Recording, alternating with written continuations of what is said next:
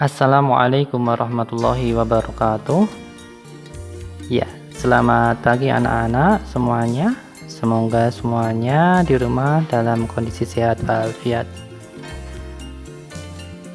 Pada kesempatan hari ini, saya dan di guru kelas 5 akan menyampaikan beberapa materi berkaitan dengan tema 1, subtema 3, pembelajaran 3 dan 4, yaitu bertemakan pengaruh kondisi geografis Indonesia terhadap berbagai aspek kehidupan. Baik anak-anak, simak video berikut ini dengan baik-baik untuk mengikuti supaya nanti pengetahuan anak-anak bisa lebih dalam lagi. Berkaitan dengan pengaruh geografis Indonesia terhadap berbagai aspek kehidupan.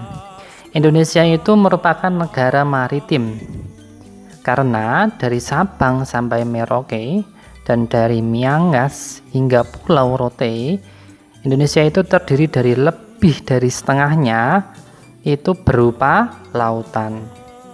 Kemudian Indonesia juga disebut negara kepulauan. Kenapa? Karena wilayah Indonesia terdiri dari banyak pulau begitu. Baik anak-anak, selanjutnya apa pengaruhnya terhadap kehidupan penduduk di Indonesia?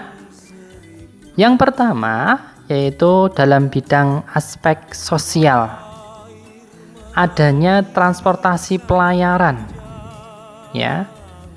Kemudian seperti gambar yang sudah saya contohkan ini, beberapa transportasi yang ada di perairan.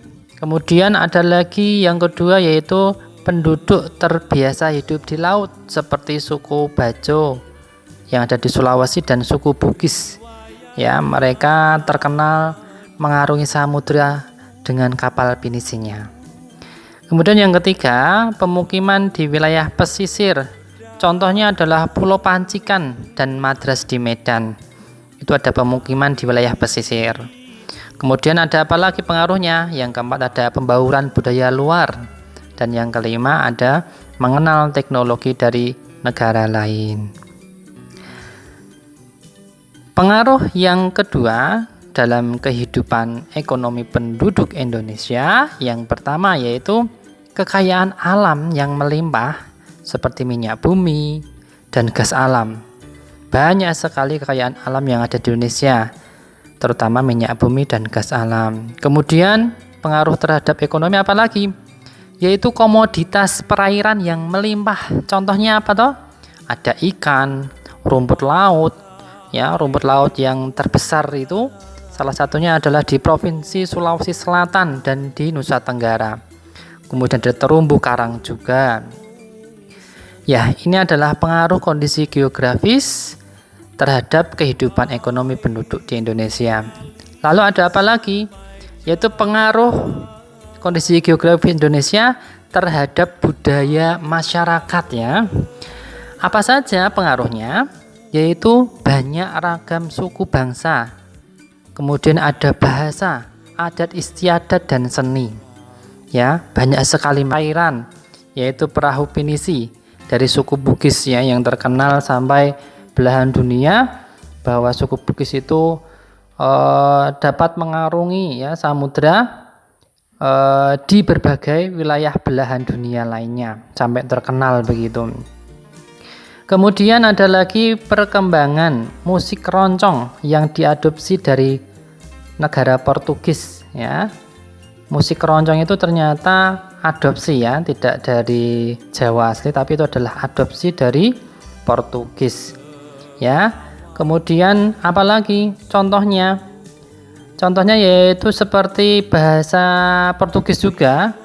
Kalau kita itu lemari, kalau di sana ternyata bahasanya alamaira. Wah, kemudian bendera kalau di kita, kalau bahasa Portugisnya bandeira. Kemudian ada lagi kalau di bahasa kita sepatu yang biasa kita pakai, kalau bahasa sana Portugis yaitu sapato. Wah.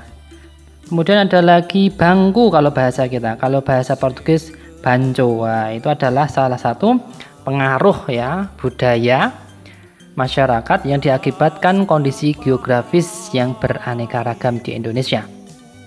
Kemudian yang terakhir yaitu pengaruh kondisi geografis Indonesia terhadap alat transportasi.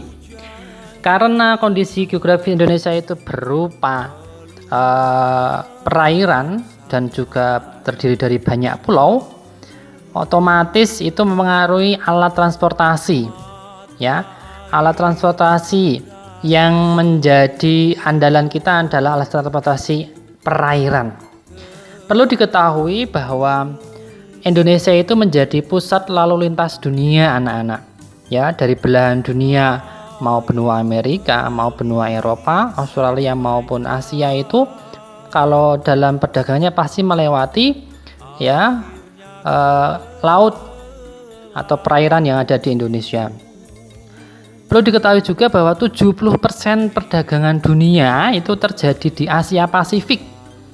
Ya, di peta ini ya, ini Asia Pasifik.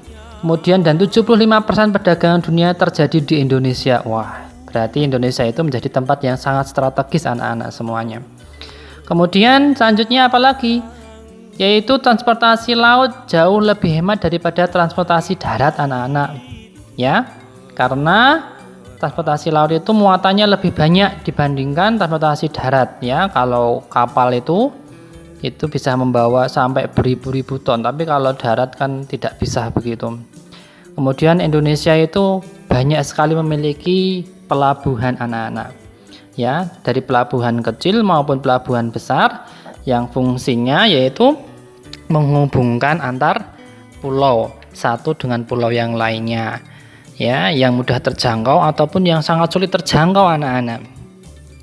Lalu bagaimana yang sulit terjangkau begitu? Sistem transportasinya. Nah, mari kita simak baik-baik penjelasan berikutnya.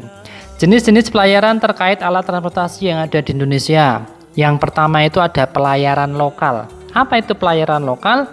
Itu pelayaran yang menghubungkan dua pelabuhan kecil atau antar pulau. Contohnya apa? Nih, pelabuhan Merak di Pulau Jawa dengan pelabuhan Bakauheni di Sumatera. Nih ya, ini namanya pelayaran lokal. Yang kedua ada pelayaran Nusantara, yaitu pelayaran yang menghubungkan dua pelabuhan besar, jalurnya tetap. Misalkan di pelabuhan mana yang paling dekat? Ya, Semarang, Tanjung Mas begitu, dengan menghubungkan pelabuhan yang ada di Kalimantan. Kemudian tiga, pelayaran khusus, yaitu pelayaran yang hanya mengangkut barang-barang tertentu. Apa yang diangkut anak-anak? Ya, contohnya mengangkut barang industri batubara, ada gas alam, minyak bumi, kayu, dan sebagainya anak-anak. Kemudian jenis pelayaran yang selanjutnya ada pelayaran perintis. Apa itu pelayaran perintis? Yaitu pelayaran yang menghubungkan antar daerah terpencil. Nah, ini tadi yang menghubungkan daerah terpencil namanya pelayaran perintis ya. Biasanya menggunakan kapal-kapal kecil ya. Biasanya di kapal juga tertera kapal perintis begitu. Itu menghubungkan daerah-daerah terpencil. Kemudian yang terakhir yaitu pelayaran luar negeri anak-anak. Apa itu pelayaran luar negeri? Yaitu pelayaran yang menghubungkan dengan pelabuhan luar negeri ya. Ini hubungannya sudah internasional ya, perdagangan mau dengan Malaysia, mau dengan Jepang, mau dengan Amerika itu menggunakan pelayaran luar negeri. Baik anak-anak, begitu untuk penjelasan mengenai pengaruh letak geografis Indonesia terhadap berbagai aspek kehidupan yang ada di Indonesia. Ya, baik anak-anak, saya kira begitu. Nanti kita lanjutkan yaitu dengan materi pentingnya dan perwujudan keadilan dalam memanfaatkan sumber daya alam yang nanti akan dijelaskan Ibu Guru yang selanjutnya. Sekian dari saya, atas kurang lebihnya saya minta maaf. Saya akhiri. Wassalamualaikum warahmatullahi wabarakatuh.